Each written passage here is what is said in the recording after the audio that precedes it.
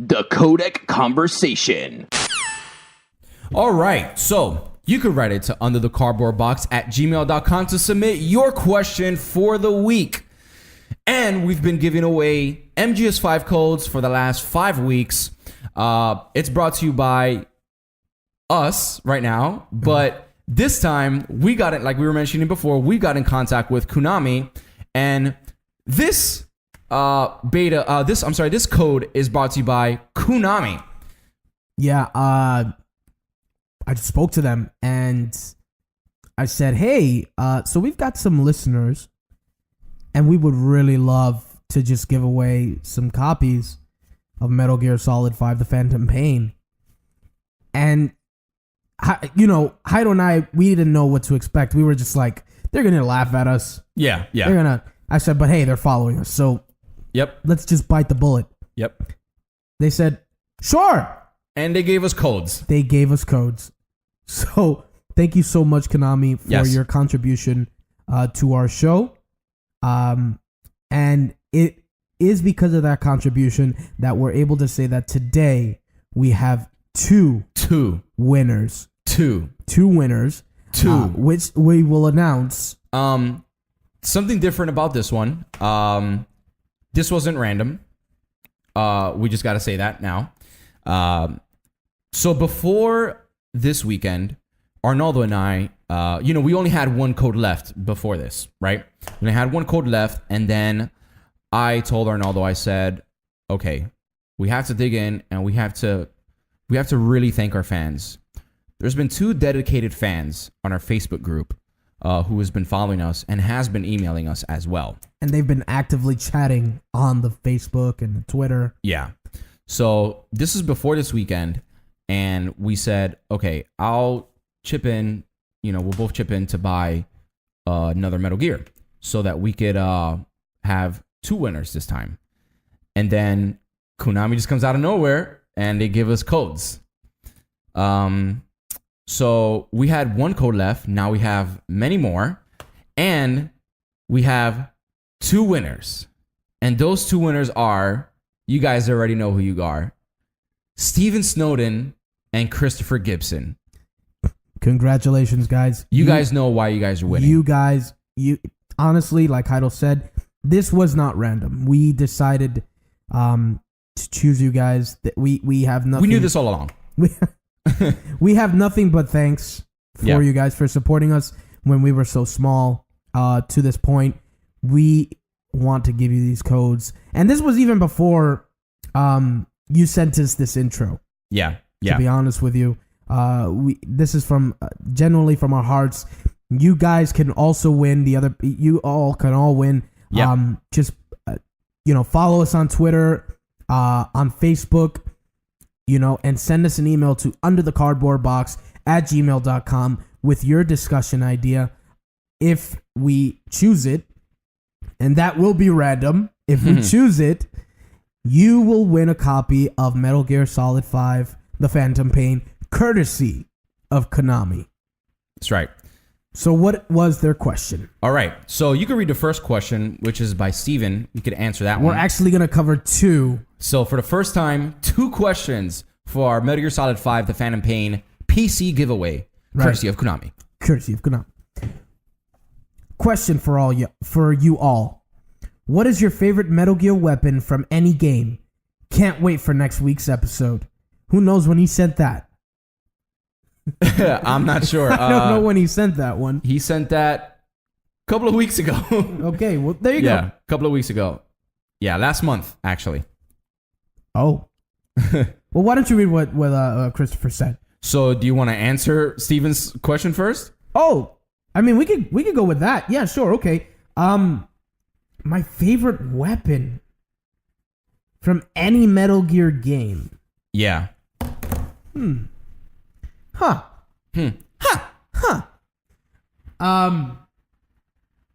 Man, I mean, I might seem like a square for saying this one, but I've always enjoyed the USP or the SOCOM, the 45, the first weapon you ever get. Not just because Snake is a fan of it, but honestly because it's like it's the first. I'm not really of a machine gun kind of guy when it comes to the game.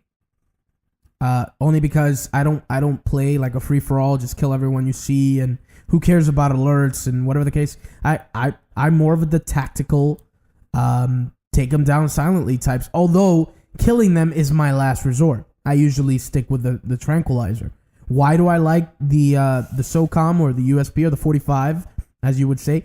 It's only because, especially when the dog tag days were going on, when you would like fire it, you either hit their leg or fire to the side, it scares them.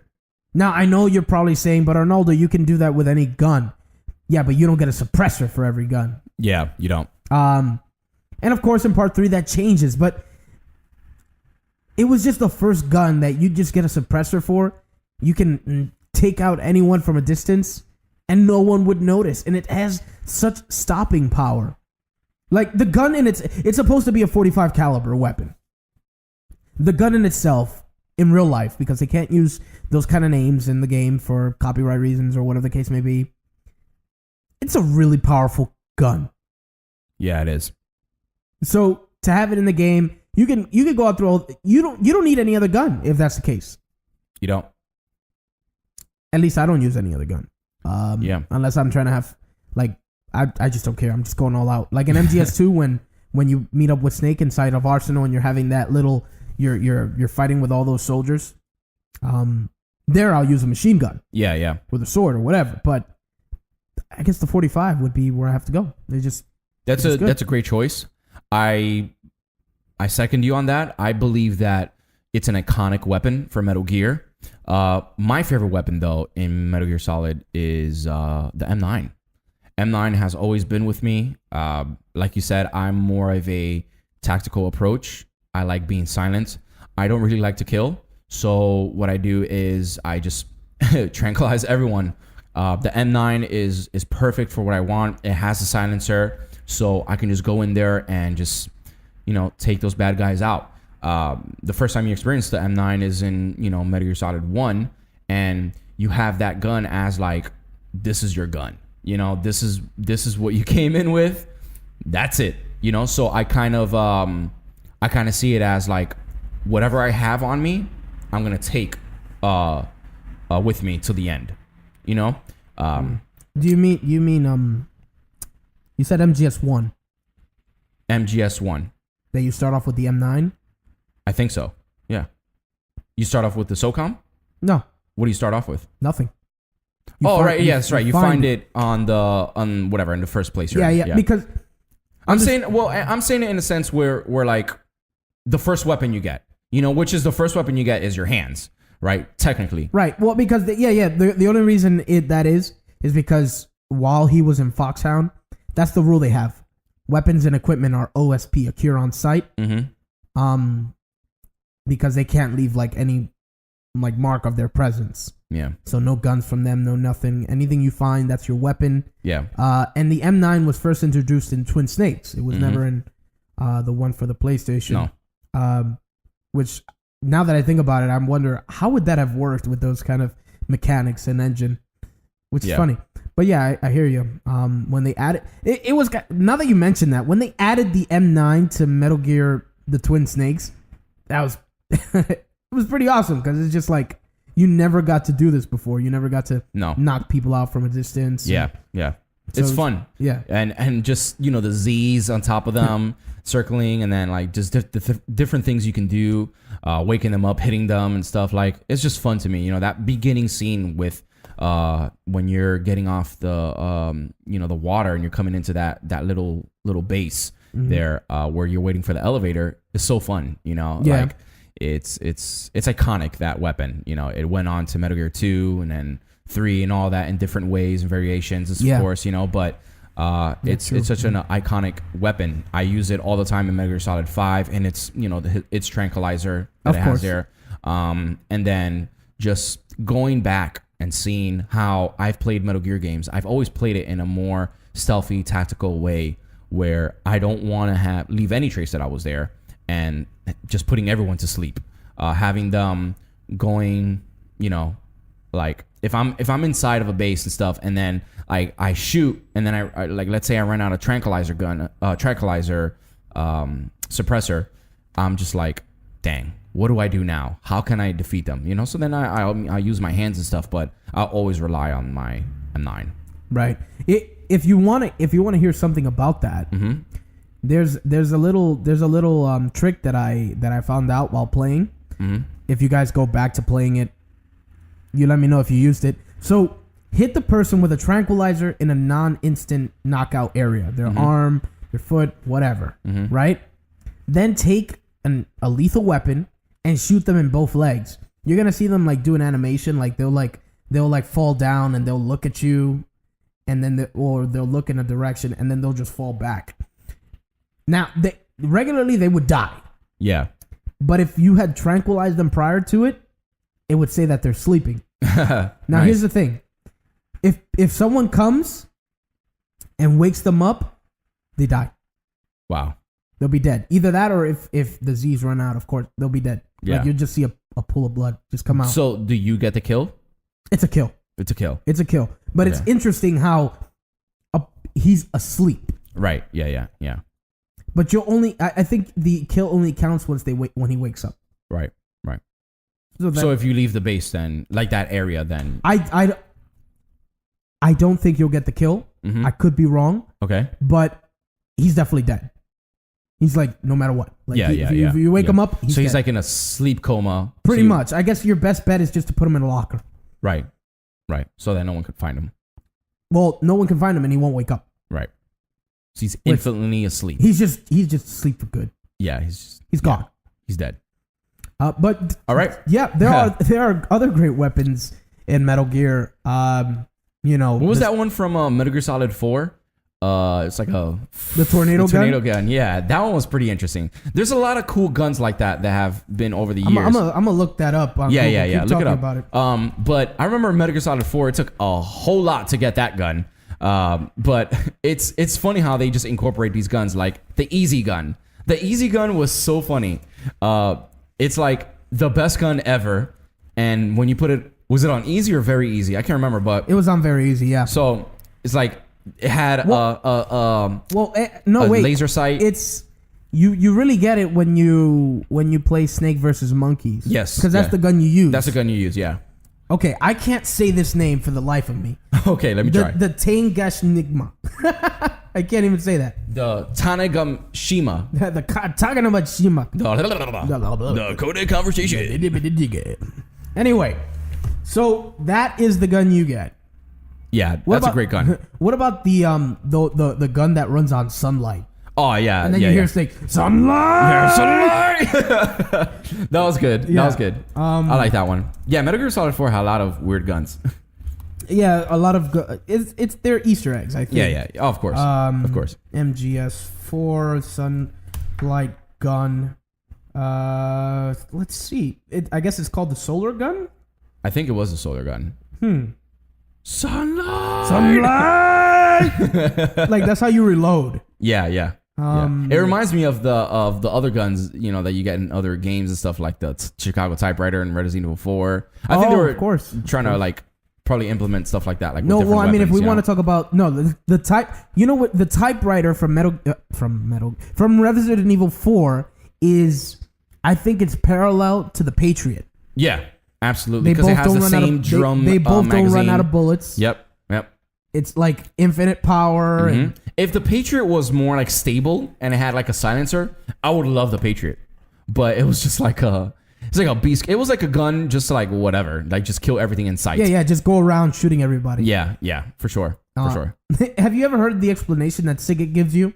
What? When you have the Patriot, because he usually explains the weapon you have equipped to the cardboard box, and he was like, and it never runs out of weapons.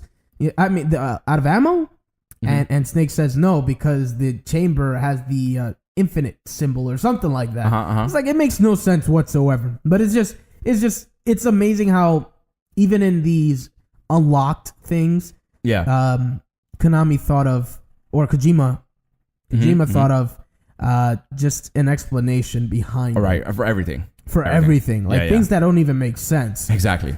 So we've got the Tekanika Mecha and the solar gun, and we've got the Patriot, which were all like special, and the easy gun. The easy gun, yeah. The easy gun. Pretty funny weapon. Yeah. Which is literally letter E, letter Z, gun. That's it. It's an insult to you because it's just like you're playing it on very easy. Yeah. You're just whack. Right. So the next question we have is from Christopher Gibson. I saw him writing to you. He was actually the one that was giving you the trivia and stuff. It was pretty good. Going back to back. Back to back. So he writes in and he says, "Hey guys, Chris here. Starting to feel part of the podcast. I've been, and you definitely are. You are part of the podcast. You are UCBP. I've been meaning to ask another question to get the Phantom Pain code. If I handed my PCMR friend that he had to jump into the fun.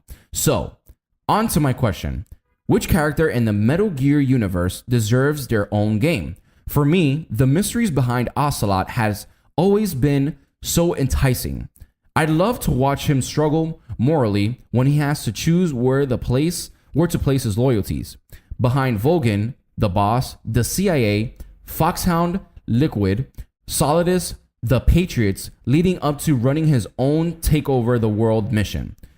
It would be fun to pick up from the Phantom Pain. Other Metal Gear games I'd like to be interested in playing are Metal Gear Solidus, Metal Gear Vamp, Dead Cell, and Metal Gear Jaeger. Jaeger. Anyway, keep up the good work, boys. I'll find a day to jump onto MGO early sometime soon. We'll definitely see you on every Thursday on Twitch TV /Under the Cardboard Box. 9 p.m. Eastern Standard Time. So, first off, before we go into that, okay, I have a bone to pick there as you were reading it. All right. Can you guess what it is? I have no idea. He called us boys. It's because, oh my goodness. Aren't you? I know you're from Alaska. You told us. You called us boys, man. Come on. It's all right. It's all right. Well, I'll give you that. All right. I mean, I know you're a girl, but I mean, it's all right for me. How's that removal going? It was good, man. You know, so the doctor told me. So yeah, back to the question. All right. So okay. What do you think? I mean, he definitely beat me to that Ocelot one, but I think a lot of us want that. Yeah. I think if you're a Metal Gear fan, you want a Metal Gear based off of Ocelot and all he did. What did he do during those 9 years where, you know, Big Boss Venom Snake was in a coma? Yeah. What did he do before that? What were the action? You know what I mean? Like during, because it was still running. Yeah. It was still running it. Yeah. During, you know, how did he run this? How did he get together with Kaz? And how were they running that? You know, because remember, he found out that Kaz was taken. Yep. And all these other ones are good, especially the Jaeger. You know, that would be amazing. Gray Fox. Like, that'd be amazing. What did Gray Fox do? We know a little bit about his history about Gray Fox. You know, he was a child saved by Big Boss, and he was handed over to, you know, children's services that can take care of him because he was mentally ill from what he had gone through. Yeah. And then they turned him into Null. Yeah. Which is he was already a ninja with like a machete. And after every one of his missions, they would just reset his memory. So he would just like not know. He would just be a killing machine. Yeah. But because he couldn't defeat Big Boss in Portable Ops, that kind of like he couldn't let go of that. He went nuts. You know, Big Boss saved him again. He joins Big Boss and Foxhound. So that's pretty much what we know. And of course, from Metal Gear 1, Metal Gear 2. Metal Gear 1. I'm sorry. Metal Gear 1. Metal Gear Solid 1. Or well, Metal Gear 1 all the way to Metal Gear Solid 1. Yes. So that we don't know what happened prior to. We know of. We read and heard, but we in the in-betweens. The in-betweens would be good. Like when he confessed about Naomi. About him killing her parents and adopting her. You know, what happened in there. Did he adopt her during the battlefield? Because he mentioned that he shared his rations with her. Yeah, he did. So that's a great way to put it. If there were someone I see in the Metal Gear universe, you're gonna find this funny, but Fat Man, I think he's so interesting. Like, how the heck? Why is he on rollerblades? And why isn't he drinking wine in the middle of battle? You're asking me? Like, laugh and get fat, dude. Laugh and get fat. Like, I want to see what the heck happened with this guy. But storyline I really want to see is the stuff between the Cobra unit. You know, the Cobra unit with the boss. No, I was gonna say that. Yeah, I know. I was gonna say the boss. I know. He did this on purpose. I know. So the Cobra unit, man, that is such a I want a story with the boss. I did it. Stop. Okay. All right. The boss, the boss and the Cobra unit, man. Like, just imagine all the stuff they've been through. You know, they talk about all these things that they've been through with her and all that. Her leading the team. Like, how would that look? She was the hero of World War II. Of World War II, right? Like, imagine a game with the boss and having the Cobra unit as like your allies or something, or you could pick different ones. Like, let's say, for example, like every mission is like the spider, you know, whatever, or the end, or like the fear, or the end, or the fury, or something like that. Would be so cool. Like before they got like, I guess, their supernatural powers or whatever. Maybe they just always had it. They could probably have, but probably wasn't as developed as how they had it in Metal Gear Solid 3. You know, just because if it would be a game set in the past, I don't think their stuff would be that advanced. They probably trained themselves to be like that. Just imagine a game set in the past. They wouldn't have those types of. They would be dressed differently. They probably wouldn't be able to. They would look younger, sure. They would, of course, they would look younger, but I don't think their powers would be that developed. Can you imagine the mission? Except for the Fury. Can you imagine the mission in which you have to kill the Sorrow? Oh, yeah, man. It could probably be in that same game. You know, because she did have... It was the mission in which she had to kill the Sorrow. Who is the father of Ocelot. So, you know, they had relations. Yeah. And you can kind of see... from what we can tell, she shot him in the eye. Right there in Russia where Snake landed. The virtuous mission began. So as soon as you get thrown off the bridge by the boss, you look, I think, to the left, was it? I can't remember. I believe it's to the left. You see a skeleton. When you press like the R1 and you look to the left, you see a skeleton, and that's the Sorrow. Yeah, you see the Sorrow. So they've been there before. Yeah. But yeah, a game based off the boss especially with the MGS5 mechanics, like during World War II. Yeah. I think would be pretty killer. That's pretty awesome. You know? World War II setting. And that's my favorite era. I was going to tell you that, you know, picking your companions, I mean, they do that in MGS5 now. Like, you can kind of suit up. Yeah. No, of course, but that's what I'm saying. Like, choose your companion. Following... The Fury. The pain. No, the pain would be so cool, man. Like just launching Wasp or whatever. Whatever. And then Tommy gun. You know, you're just firing off. Yeah. Having clones of you. Stop talking. All right. Okay. They're gonna get you for that. Yeah. She's gonna Stop being mean to Hyro. I'm not being mean. I promise. Okay, I'm being mean. Yeah, that'd be very cool. Yeah. I think that if they create something like that, that would probably be one of the greatest Metal Gear games. And then also what we didn't mention, because you know we forget things, the part in which the boss would be training, you know, Naked Snake. Woo! Man, yeah, that would be awesome. Like when they first meet, or like, you know, the story behind that and the training behind it. It would only be flashbacks because Naked Snake didn't really go into battle. Till Snake Eater. Yep. So it'll have to be flashbacks or something. Maybe like during the game, you know, she'll remember something like doing a judo throw with him or the CQC stuff, you know. So yeah, I mean, I could very much see how the beginning of the game could be. It could be like she's telling Naked Snake about her story. Yeah. Although Naked Snake, I don't think knew about the Sorrow though. Probably not. No. So I guess that would have to be something omitted. Like a Titanic. Yeah. Like Titanic, you know how Rose, it was set in the future. Yeah, she was an elderly lady. Yeah, and she was telling the people of the ship that were trying to find the Titanic, she was telling them about Jack and stuff. About Jack. About Jack. About Jack. So yeah, man, these games would also it would interest me a lot. I mean, I would have said Colonel Campbell.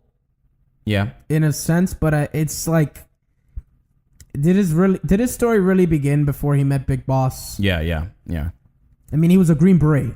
Yeah. He's a Green Beret. Who knows how he got to the prison in Port-au Ops? Yeah. You know, you're in a cell because they want to know where the other half of the philosopher's legacy is. You know, what happened? Why'd you defect? All those things. And then you find in the other cell, you see Campbell. Yep. Who was not a colonel at the time. He's not a colonel. He's just a soldier for the Green Berets. Yep. And then he becomes like your ally. You work next to this guy, which we don't even know what happens to him afterwards. We don't know, Fire Truck. We have no idea. Back to the show. We don't know what happens to him afterwards. We just don't. This is like he's gone. Yeah. MGS5, he's gone. He's gone. Peace Walker, he's gone. Gone. How about Kaz? Yeah, Kaz would be interesting. I mean, Kaz was a soldier, but can there be a game about? Here's the thing. In every Metal Gear, there's a Metal Gear. Yeah. There wouldn't be a Metal Gear in any of these games. No, yeah. There wouldn't be. Nor would the boss be fighting some big mechanical machine. Right. Nobody would be fighting these. So I guess the question is, I mean, I guess they would have to make something else up. Yeah, they would.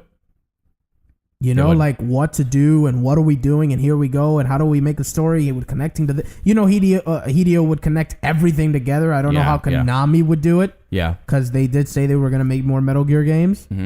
I wanna go into the kids. You know, right after Les Enfants Terribles, obviously after a few years after that, going into Eli's story and David's story. You know, like just going into their story and seeing their childhood, growing up, you know, a Snake with Big Boss training and stuff. Like, how was that like? How fierce was that? Because it does say that, you know, he was unforgiving, you know, just like training. So I want to see how that was, you know, why after Eli left, you know, with, you know, spoilers here, but after Metal Gear Solid 5, you know, what happens after that? Before that, before you even meet him, how the heck did he become this Eli character? Mamba, this white Mamba. Ningambunko, whatever his name is. Yeah. You know, how did all of that happen? How did he become such a tough kid? Like, yeah, you're slamming this kid all around. And he's still like... And he just gets up. You slam these other people around, they're just down. Yeah. For the count. Like, how? It has to be the genes, man. It has to be those genes. Those genes. Those genes, man. Come on, man. He's not even... He's a scrawny little kid. He's like 14 in the game. 12. 12? Oh, yeah, he's 12. Yeah. 12. Yeah. 12.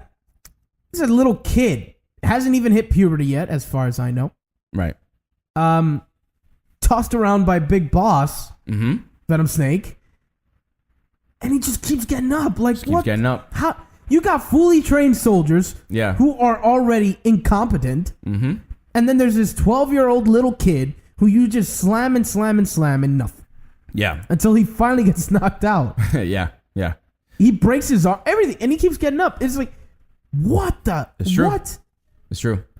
Well, thank you guys for submitting your questions. You guys can submit your questions at underthecardboardbox@gmail.com.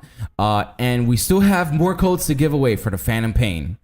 On to the next topic, segment. Trivia time.